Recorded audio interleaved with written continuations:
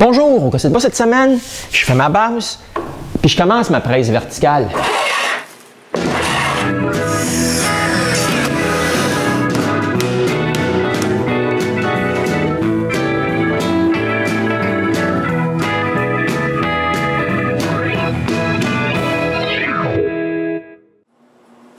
Dans mon dernier épisode, j'ai réussi à coller tout le dessus de mon futur établi. Maintenant, je peux commencer à travailler sur la base. Je commence donc par dégauchir tous les gros morceaux de pruche que j'ai rentrés dans l'atelier il y a déjà plusieurs semaines. Quand j'ai deux côtés de dégauchis, je rabote les deux autres.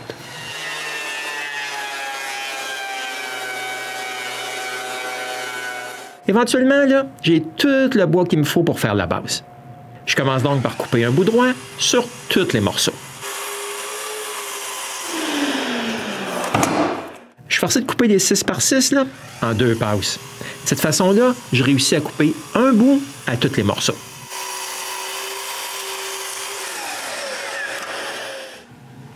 J'utilise mon X-Carve pour couper des gabarits qui m'aideront à percer les mortaises.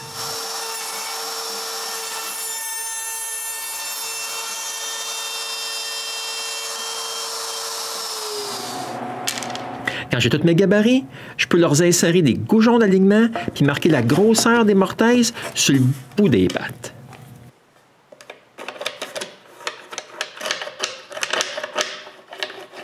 Ensuite, je perce le plus que je peux.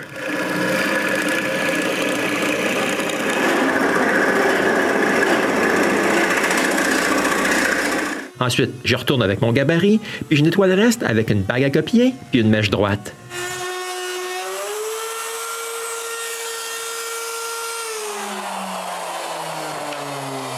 Bon, voilà, une mortaise de fini. Il faut maintenant couper la pâte à la bonne longueur.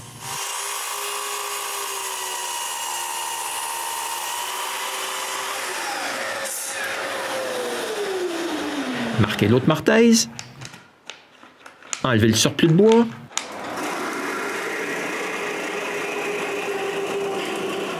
Puis finalement, nettoyer la mortaise. Bon, la première patte de fini. Il faut faire les autres.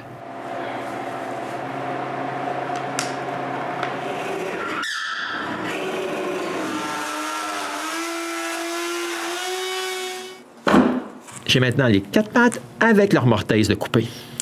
Mais sur mon plan, là, j'ai aussi un plus long morceau pour la presse verticale qui est juste à côté d'une des pattes. Mais avant, je dois la couper à la bonne longueur.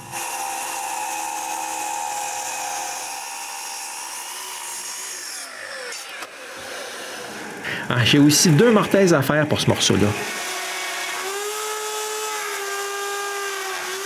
Pour pouvoir coller à la pâte sans qu'elle glisse partout, je marque et je perce 3 mortaises pour des dominos.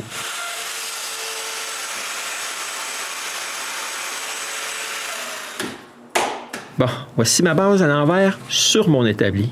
Je suis prêt à commencer les traverses. Je commence par les couper aux bonnes longueurs.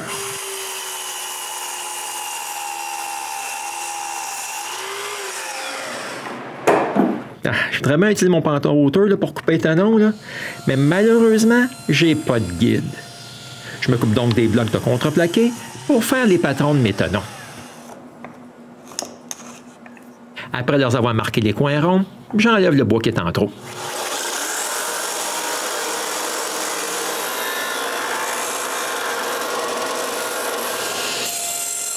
Ensuite, je dois couper un support pour mes 2 patrons. Comme mon X-Carve est en place, là, je l'utilise manuellement pour couper les 2 rainures qui serviront à l'ajustement de la hauteur du gabarit. Ensuite, je peux coller les 2 patrons en prenant soin qu'ils soient bel et bien d'équerre.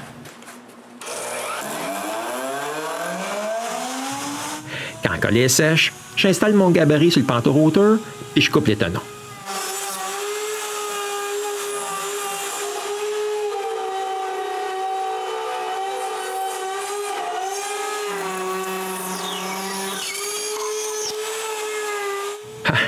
Le tout, là, il allait trop bien.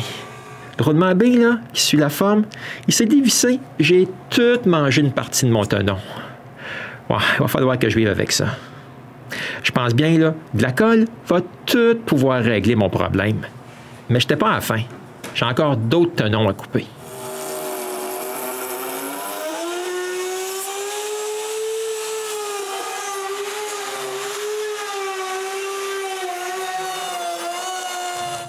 La poussière, là, elle ne fait pas juste me revoler au visage. Il y en a partout dans l'atelier. Mais après avoir tout nettoyé, je me suis aperçu que j'ai coupé une de mes traverses trop courte. Je suis donc forcé d'aller chercher un autre morceau de pruche et de faire un autre traverse.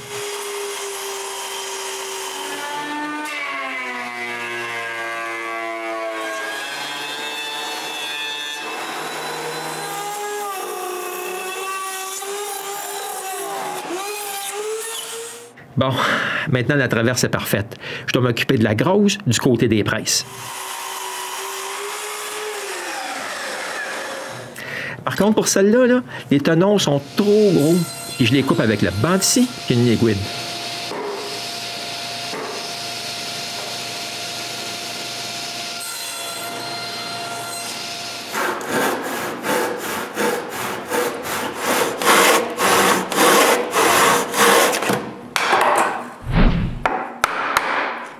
OK, je me suis aperçu vite là, qu'avec des ciseaux à bois, le travail était plus facile.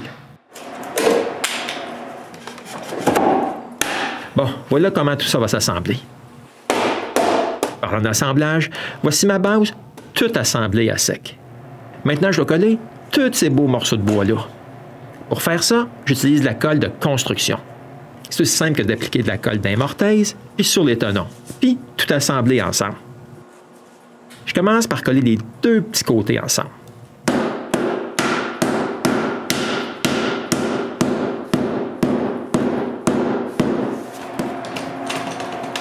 Et je mets le tout en serre. Comme je veux pas quelque chose de tout croche, là, je mesure la diagonale pour m'assurer que tout est bel et bien d'équerre. Comme ça ne l'est pas, j'utilise un autre serre-joint pour mettre le tout d'équerre. Ça prend un petit bout, là, mais j'ai réussi à coller les deux extrémités. Je laisse ça sécher toute une nuit. Le lendemain matin, la colle est sèche, puis je peux enlever les bavures de colle partout autour de mes assemblages. Puis ceux à l'intérieur des mortaises pour les autres traverses. Ensuite, je chambre le tout.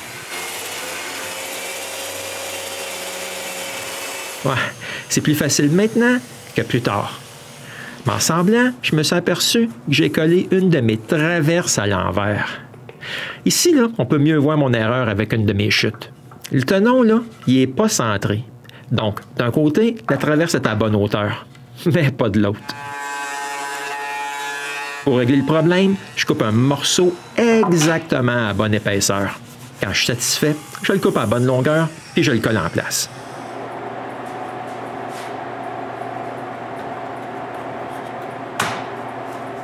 Maintenant, je peux m'occuper de la presse verticale. Sur mon établi actuel, là, je garde la presse parallèle à la pâte avec cette vis en bois en bas de la presse.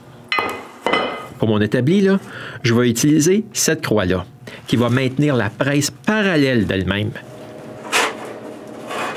Mais avant de commencer quoi que ce soit, je dois encore déranger René pour qu'elle m'aide à aller chercher un bout de chaîne dans mon ancien atelier. Je vais maintenant transformer ce bout de bois-là en presse verticale. La première chose que je fais est de couper deux morceaux et des rames parfaitement droits.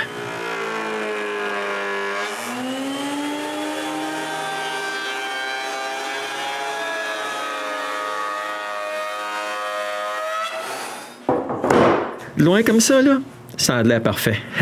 Mais si on regarde de plus près, là, il faut être aveugle pour ne pas voir les marques que ma raboteuse laisse sur mon bois.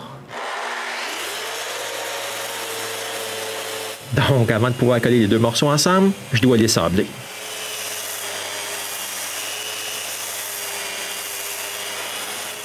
Ensuite, avec un peu de colle, je les colle ensemble. Une chose que je peux dire, là, c'est que je suis pas mal heureux qu'ils vendent de la colle en gallon. Ça me prendrait tellement de petites bouteilles. Mais quand la colle est sèche, je mets un côté droit sur la dégauchisseuse, puis l'autre au bandissi.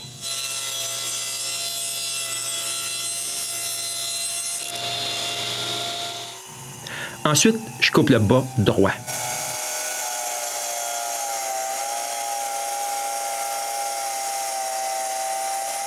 Avec la croix elle-même, je figure l'emplacement du trou que je devrais percer pour tenir la croix en place. Après avoir apporté la ligne sur chaque côté, je peux aller sur la perceuse puis percer un trou de chaque côté, directement sur la ligne.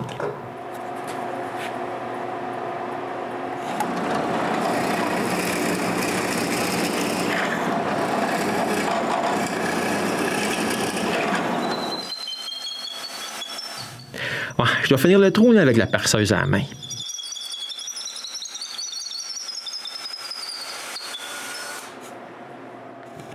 Ici, on peut bien voir que le trou semble parfait. J'ai juste à l'essayer avec la tige finale.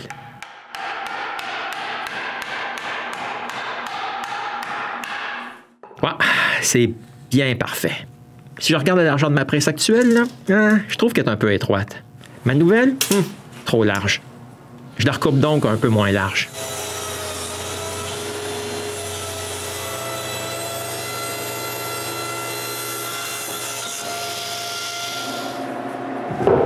Maintenant, je dois percer un autre trou sur la presse. Je commence par la déplacer un peu vers le haut, puis ensuite, je transfère la ligne de la patte fixe. Tout comme la dernière fois, je marque les deux côtés.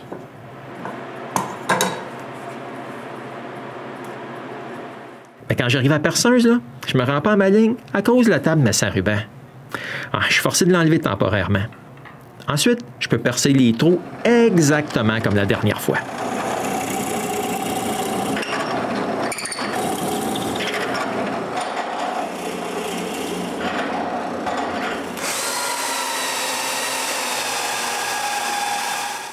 Un autre succès. Maintenant, je marque le centre de la pâte. Et avec cette mesure-là, je suis capable de marquer la grosseur du trou que je dois faire pour pouvoir y insérer la croix. Puis, avec ma nouvelle toupie, je fais de l'espace pour la croix.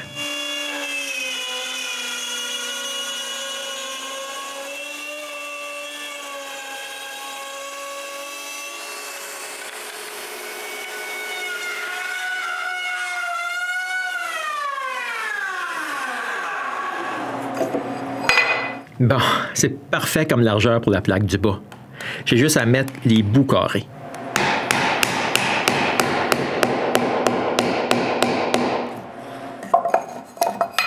Mais en regardant ça de plus près, là, je vois bien que la plaque devrait être un peu plus basse. Je perce donc un trou un peu plus profond à l'endroit où la plaque sera.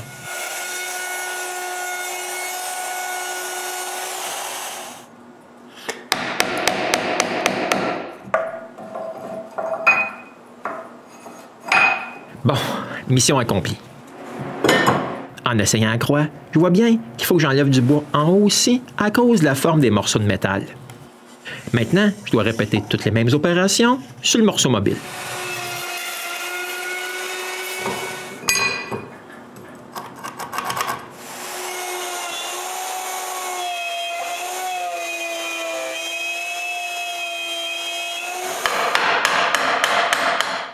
Quand j'ai fini, je peux essayer le tout.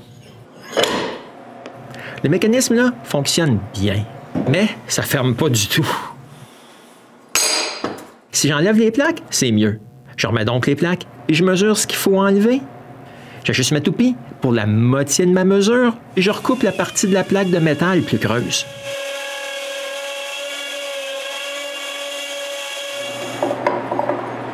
Après avoir tout réassemblé, le tout est maintenant parfait.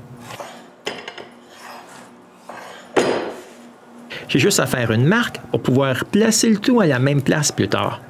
Démonter le tout, puis percer un petit trou, là où la vis de serrage sera installée. Ensuite, je réassemble le tout encore, puis je perce un trou à travers le 6x6 puis dans la partie mobile. De cette façon-là, les deux morceaux ont une référence à la bonne place. Ensuite, sa partie fixe, je dois y installer cet écrou-là. Je commence par mesurer sa grosseur, puis percer un trou à bonne profondeur.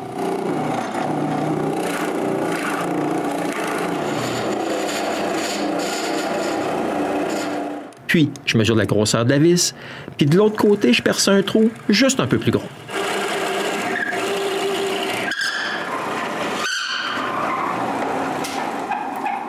En gardant la même mèche, je perce la partie mobile.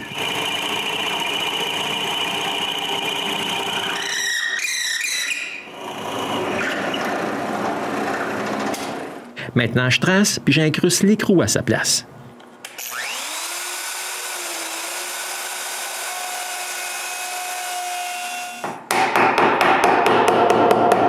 Quand le trou est fait, je peux le visser en place.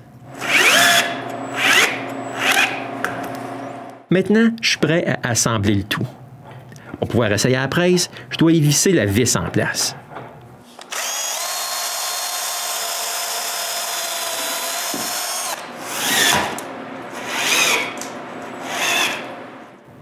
Puis maintenant, je peux essayer la presse pour la première fois.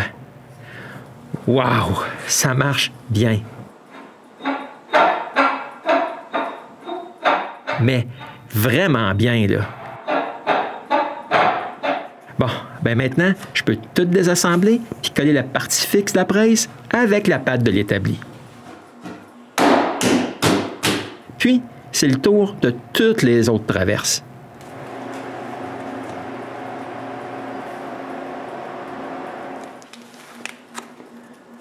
Après, je mets tout en serre.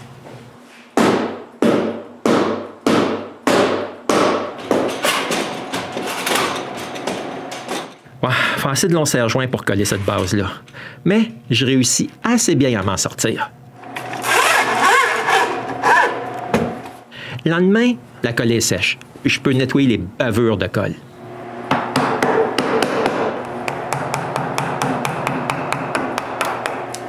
Ensuite, je chambre tout ce qui reste à sabler.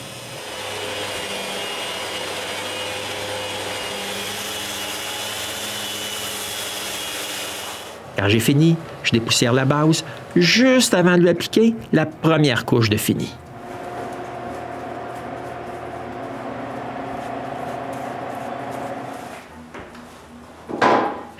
J'ai l'air d'un acrobate là, à me promener sur mon établi comme ça, là. Mais je me suis dit que ce serait encore plus facile à cette hauteur-là que sur le plancher.